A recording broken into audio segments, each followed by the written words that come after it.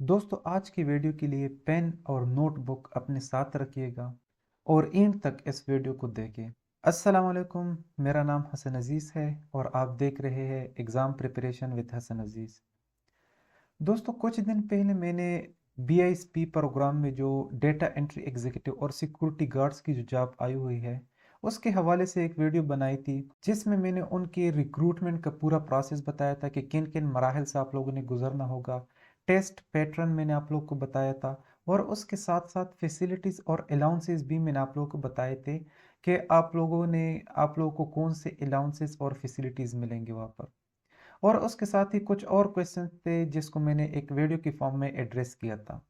लोगों ने उसको बहुत ज़्यादा पसंद किया और फिर उसके बाद मुझे बहुत ज़्यादा मैसेजेस भी आने लगे कि हसन भाई हम उसकी प्रिपरेशन यानी तैयारी कहाँ से करें और कैसे करें।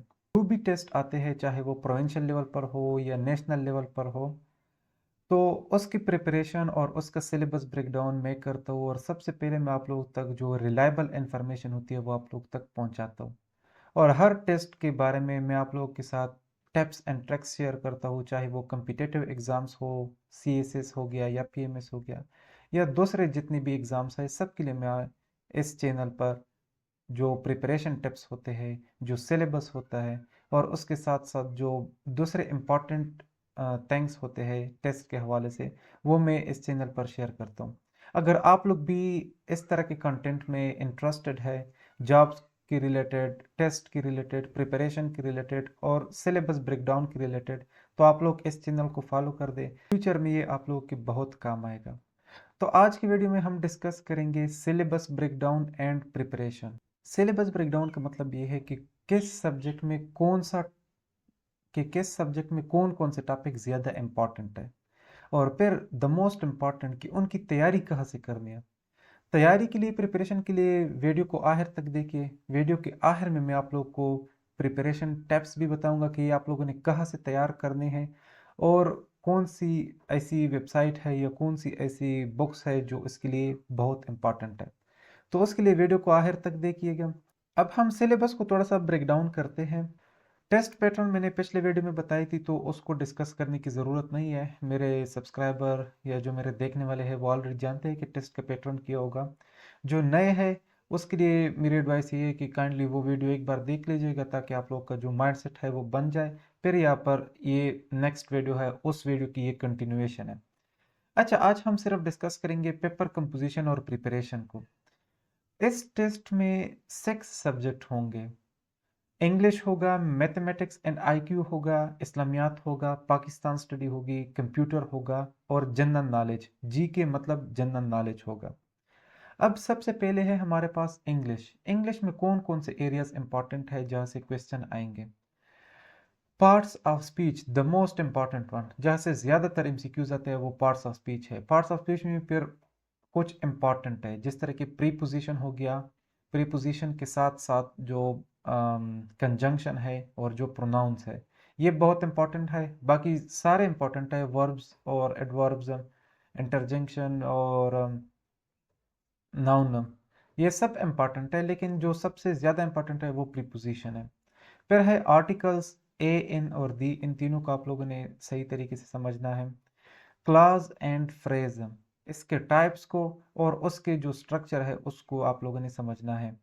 सेंटेंस एंड इट्स टाइप्स, फिर है कंडीशनल सेंटेंसेस, फिर है टेंसेस, उसके बाद है active voice, passive voice, direct and indirect narration, synonyms and antonyms और सब्जेक्ट वर्ब एग्रीमेंट। ये तकरीबन जितने भी ग्रामर है उसके साथ जितने भी जो सिनोनिम्स और एंटोनिम्स है वो सब इसमें इन्वॉल्व है। इसमें कोई सा भी एक ऐसा टॉपिक नहीं है जो कि मैंने छोड़ दिया हो। तो अगर आप इन सब को फॉलो कर दे सही तरीके से तो आप लोग को ना सिर्फ इस टेस्ट में बल्कि आने वाले हर टेस्ट में ये फ़ायदा देगा। अच्छा, नेक्स्ट है हमारे पास जो पोर्शन है वो है मैथ्स एंड आईक्यू का। अब मैथ्स में कौन कौन से एरियाज इंपॉर्टेंट है। Percentage, profit loss, interest and discount, ये बहुत इंपॉर्टेंट है। एज प्रॉब्लम्स अक्सर पूछे जाते हैं क्वेश्चंस में। Algebra, ratio and proportion, average, mean, mood, median and probability. इसके साथ जो बेसिक ज्योमेट्री है, एंगल्स हो गए, ट्राइंगल्स हो गए, टाइप्स ऑफ ट्राइंगल्स हो गए और टाइप्स ऑफ एंगल हो गए। आइसोसेलेस ट्रायंगल क्या होता है, इस तरीके के क्वेश्चन आते हैं। Real, prime, whole, natural, rational and irrational numbers, जो जितनी भी जो नंबर्स है वो आते हैं इसमें, अक्सर जो सीरीज ऑफ नंबर होता है वो देते हैं कि नेक्स्ट नंबर कौन सा होगा, या इसके अलावा फॉर एग्जांपल देते हैं कि 1/5 और फिर बीच में कामा, फिर 3/5, और फिर वो कहते हैं कि इनके बीच में होल नंबर कितने हैं, या फॉर एग्जांपल प्राइम नंबर कितने हैं, या रियल नंबर कितने आते हैं। तो इस तरीके के क्वेश्चन आते हैं नंबर से। कन्वर्जन, लेंथ, मास और टाइम के जो यूनिट्स है प्रीफिक्सेस के थ्रू उनकी कन्वर्जन आती है। एरिथमेटिक, यानी जो कॉस थीटा, साइन थीटा और इसकी जो वैल्यू हो गया और इसके साथ उसका जो ग्राफ हो गया, वो बहुत इंपॉर्टेंट है। और उसके साथ इंटेलिजेंस क्वेश्चन, यानी जो माइंड क्वेश्चन होता है जिसमें वर्बल और नॉन वर्बल इंटेलिजेंस क्वेश्चन आते हैं, वो भी आप लोगों ने प्रिपेयर करने हैं। अब प्रिपेयर कैसे करने हैं वो उसकी भी आप लोगों ने टेंशन नहीं लेनी, वो भी मैं आप लोगों के साथ एक ऐसा सोर्स शेयर करूंगा कि जैसे आप लोग इजीली ये सब कुछ तैयार कर सकते हो। अच्छा, फिर है उसके बाद है जीके यानी जनरल नॉलेज। हमारे पास जनरल नॉलेज में करंट अफेयर शामिल है और जनरल साइंस शामिल है। इन दोनों को मिला के उन्होंने जनरल नॉलेज का पेपर बनाया हुआ है। अच्छा, फिर है उसमें साइंस के पोर्शन में अगर हम देखें जनरल साइंस में, तो प्लांट एंड एनिमल सेल्स है, सेल टाइप्स है, फिर सेल डिवीजन है, जिस तरह माइटोसिस हो गए, मियासिस हो गए, और फिर स्टेजेस हो गए इन दोनों के। फिर है बेसिक एनाटॉमी ऑफ एनिमल, जो रिस्पिरेटरी सिस्टम हो गया, डाइजेस्टिव सिस्टम हो गया, नर्वस सिस्टम हो गया। इस तरीके के जो ये लास्ट में है लेमिक नहीं है, ये लेम्बिक सिस्टम है, बी मिसिंग है तो सॉरी फॉर दैट, लेकिन ये इसको करेक्ट कर दीजिएगा, ये लेम्बिक सिस्टम है। फिर केमिकल में अगर हम देखें तो पीरियोडिक टेबल इंपॉर्टेंट है, केमिकल रिएक्शन जिस तरह ऑक्सीडेशन हो गया, रिडक्शन हो गया। फिर है states of matter and their changes, यानी हमारे पास 4 स्टेट्स ऑफ मैटर है, प्लाज्मा है, लिक्विड है, सॉलिड है और गैस है। इन तीनों का फिर कन्वर्जन के सॉलिड लिक्विड में चेंज होता है तो क्या कहते हैं, लिक्विड सॉलिड में होता है, सॉलिड गैस में होता है। तो इन सब का फिर अपने अपने नाम है, अपने अपने टर्मिनोलॉजीज है, वो सब फिर आप लोगों ने देखने हैं। फिर उसके बाद है बायोलॉजिकल मॉलिक्यूल्स, कार्बोहाइड्रेट हो गए, लिपिड्स हो गए, प्रोटीन, वाटर और न्यूक्लिक एसिड।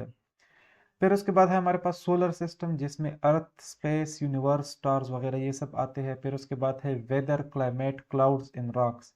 अच्छा, इसके साथ जो रिलेटेड है, रिलेटेड जो टर्म है वो है ग्लोबल वार्मिंग है, क्लाइमेट चेंज है, ग्रीन हाउस इफेक्ट है और एसिड रेन है। तो इसको भी आप लोग देख लें। ओजोन लेयर डिप्लेशन है, वो भी बहुत इंपॉर्टेंट है। नेक्स्ट हमारे पास जो है वो है मोशन एंड फोर्स।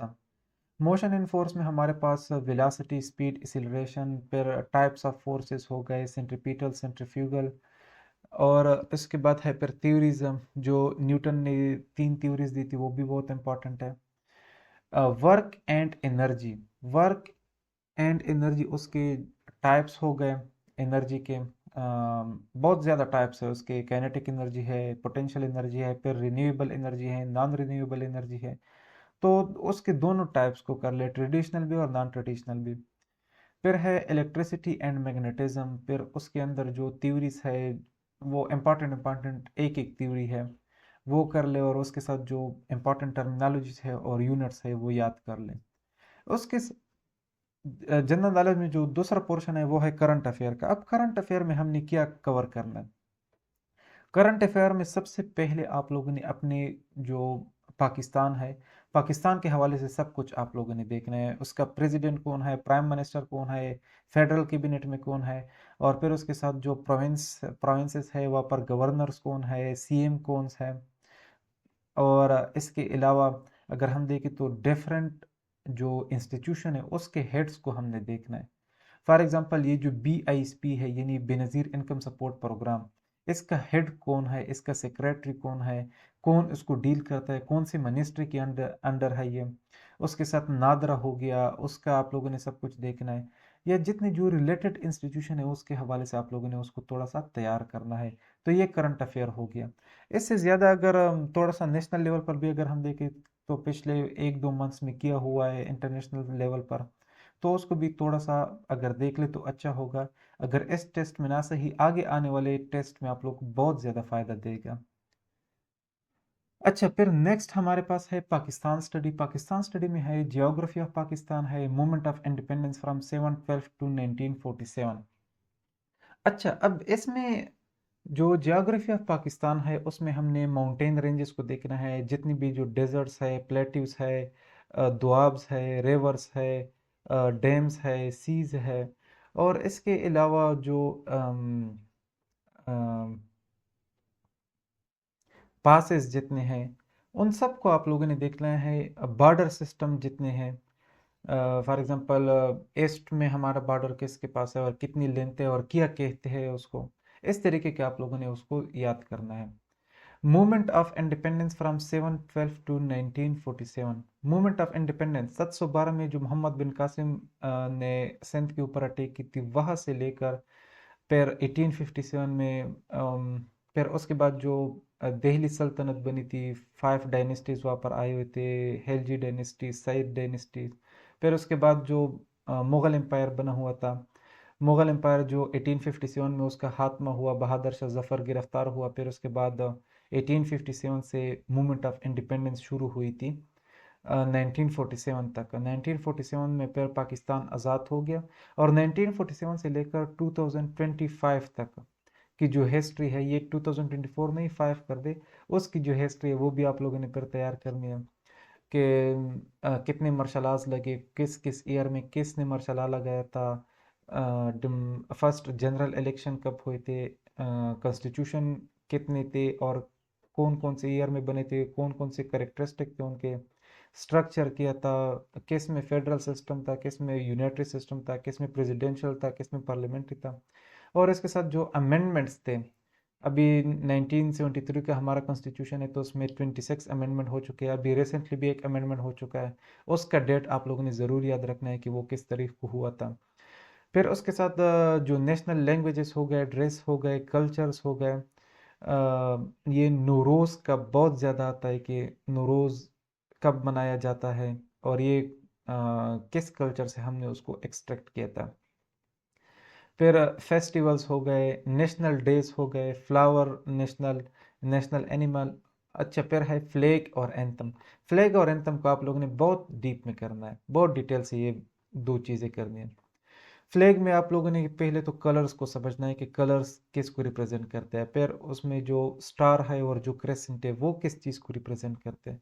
फिर उसके बाद आप लोगों ने देखना है कि फर्स्ट डिज़ाइन उसका कब बना था, ये अप्रूव कब हुआ था, और फिर उसके बाद ये ऑफिशियली कब डिजिग्नेट हुआ था। तो ये सब चीज़ें आप लोगों ने देखना है। पहले इस तरीके का नेशनल एंथम है कि उसको कंपोज किसने किया था, इसमें जो ड्यूरेशन है, दौरानिया है, वो कितने टाइम का है, उसमें लफ्ज़ पाकिस्तान कितनी बार यूज़ हुआ है, और इसके साथ बहुत सारे इसके रिलेटेड एमसीक्यूज आते हैं, वो सब आप लोगों ने फिर देखने हैं। अच्छा, फिर हमारे पास उसके बाद नेक्स्ट जो पोर्शन है वो है कंप्यूटर का। कंप्यूटर में बेसिक्स ऑफ कंप्यूटर आप लोगों ने समझने हैं। फिर उसके बाद है कंपोनेंट्स ऑफ कंप्यूटर, जिसमें स्टोरेज हो गया, मेमोरी हो गया, inputs, outputs and operation etcetera. ये जो कंपोनेंट ऑफ कंप्यूटर है ये आप लोगों ने देखने हैं।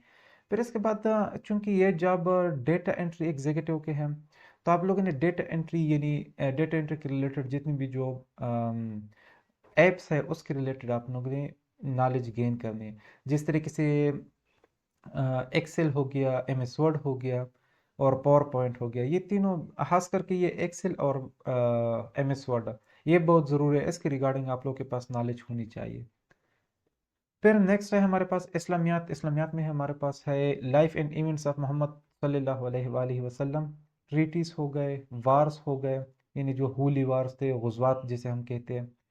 हज़रत मोहम्मद सल्लल्लाहु अलैहि वसल्लम की जो बीवी हो गई उम्महातुल मोमिनीन, फ़र्स्ट इन इस्लाम। फ़र्स्ट इन इस्लाम का मतलब यह है कि मुसलमानों में सबसे पहला मुसलमान कौन था, ग़ुलामों में पहला मुसलमान कौन था, बच्चों में पहला मुसलमान कौन था, पहली हिजरत कौन सी थी, और इसके साथ साथ जितने भी जो पहला पहला जिसमें आता है, पहला खाना काबा कौन सा था, नमाज पहली मरतबा कब फ़र्ज हो गई थी। इस तरह जितना भी जो पहला है ना, ये पहला आप लोगों ने छोड़ना नहीं है, उसको आप लोगों ने मजबूती से पकड़ना है। इससे बहुत सारे एमसीक्यूज, 2-3 एमसीक्यूज हर टेस्ट के अंदर होते हैं, ये फर्स्ट इन इस्लाम से। फिर इसके साथ है खुतबा हज्जतुल विदा, फिर कुरान एंड हदीस का मतलब ये है कि जितनी भी जो कुरान की रिलेटेड इन्फॉर्मेशन है या जो हदीस की रिलेटेड इन्फॉर्मेशन है वो आप लोगों ने गेन करनी है। फॉर एग्जांपल मंजिल कितनी है कुरान मजीद में, आयात कितने हैं, सूरत कितनी है, अल्फाज कितने हैं, कुरान का दिल किस सूरत को कहा जाता है, वो कौन सी सूरत है जिसमें 2 मरतबा बिस्मिल्लाह आया हुआ है, वो कौन सी सूरत है जिसमें 1 मरतबा भी बिस्मिल्लाह नहीं है। तो इस तरीके के आप लोगों ने इंफॉर्मेशन गेदर करनी है हदीस में भी और कुरान में भी। खिलाफत है, फिर चार खुलफाए रशीदीन गुजरे, उनके जो ड्यूरेशन था वो भी याद करना है आप लोगों ने। और किस खलीफा ने कौन सा अच्छा काम किया था, यानी आर्मी किसने बनाई थी, ज़कात के खिलाफ जिहाद का ऐलान किसने किया था, इस तरीके के आप लोगों ने मतलब जो मेजर मेजर अचीवमेंट है खुलफाए रशीदीन की वो आप लोगों ने याद करने हैं। उसके बाद है कंपेनियंस ऑफ मोहम्मद सल्लल्लाहु अलैहि वसल्लम। वैसे तो सारे जो सहाबा कराम है वो सब कंपेनियंस ऑफ मोहम्मद सल्लल्लाहु अलैहि वसल्लम है, लेकिन यहाँ पर मैं हुसूसन अशरा मुबशरा की बात कर रहा हूँ, जो 10 सहाबा कराम थे जिसको इस दुनिया में ही जन्नत की खुशखबरी दी गई थी। तो उसकी उसके जो 10 अशर मुबशरा के जो सहाबा कराम है उसकी ज़िंदगी को थोड़ा सा देख ले, उससे भी एमसीक्यूज ज़्यादा आते हैं अक्सर टेस्ट में। अच्छा, अब आते हैं द मोस्ट इम्पॉर्टेंट पार्ट के हमने प्रिपरेशन कहाँ से करनी है। सिलेबस ब्रेकडाउन हो गई, अब प्रिपरेशन हमने कैसे करनी है और कहाँ से करनी है। अच्छा, अब ये आप लोगों के ऊपर मुनहसर है कि आप लोगों ने किस तरीके से उसको तैयार करना है। एक रोड मैप मैंने आप लोगों को दे दिया, चीज़ मैंने सारी आप लोगों को समझा दी कि ये चीज़ है और ये चीज़ आनी है टेस्ट में। अब उसको किस तरीके से कवर करना है ये मैं आप लोगों पे छोड़ रहा हूँ, लेकिन उसके साथ मैं कुछ टिप्स आप लोगों के साथ ज़रूर शेयर करूंगा कि किस तरीके से आप लोगों ने कवर करना है। वो आप लोग बुक से भी कवर कर सकते हो, आप लोग यूट्यूब से भी कर सकते हो, आप लोग गूगल से भी कर सकते हो, लेकिन एक सोर्स जो मैं आप लोगों के साथ शेयर करने जा रहा हूँ वो है test point website. Test point website एक जामिया वेबसाइट है जिसमें आप लोगों को ना सिर्फ इसका सिलेबस मिलेगा, ना सिर्फ आप लोगों को पास पेपर के एमसीक्यूज मिलेंगे, ना सिर्फ आप लोगों को इसका जो पास पेपर के एमसीक्यूज है उसकी जो डिटेल्ड आंसर है वो भी मिलेंगे आप लोगों को, और सबसे मोस्ट इम्पॉर्टेंट के वहाँ पर मॉक एमसीक्यूज होते हैं, यानी प्रैक्टिस के लिए भी एमसीक्यूज होते हैं, वो भी हर सब्जेक्ट के। यानी फॉर एग्जांपल मैं पाकिस्तान स्टडी तो पाकिस्तान स्टडी के मुझे बे इंतहा मॉक एमसीक्यूज मिल जाएंगे वहाँ पर, जिस पे मैं फिर सही तरीके से प्रैक्टिस भी करता हूँ। तो मेरा मशवरा ये है कि आप लोग कहीं से भी उसको कवर कर दें, फिर टेस्ट पॉइंट वेबसाइट पर जाकर आप लोग वहाँ पर ये मॉक एमसीक्यूज करें, प्रैक्टिस एमसीक्यूज करें और पास्ट पेपर के जो एमसीक्यूज है वो सॉल्व करें। अगर वो आप लोग सॉल्व करते हो तो मैं यकीन से कह सकता हूँ कि 60 मार्क्स में से 50 प्लस मार्क्स वाले आप लोगों में से बहुत ज़्यादा लोग होंगे जो कि 50 मार्क्स को भी क्रॉस करेंगे, इवन कि 55 तक भी लोग जा पाएंगे अगर ये जो सिलेबस, ये जो ब्रेक डाउन मैंने की है, अगर इस तरीके से आप लोगों ने कवर किया, ये ना सिर्फ इस टेस्ट में आप लोगों को हेल्प देगा, ये वन पेपर टेस्ट जितनी भी है या जो कमीशन के टेस्ट होते हैं या ईटा एनटीएस के जो टेस्ट होते हैं उन सब के लिए ये बहुत इंपॉर्टेंट है। So wish you all the best friends. अपना बहुत सारा ख्याल रखिएगा, मुझे अपनी दुआओं में याद रखें। अगर वीडियो अच्छी लगी है तो लाइक कीजिए, सब्सक्राइब कीजिए और अपने दोस्तों के साथ शेयर करें।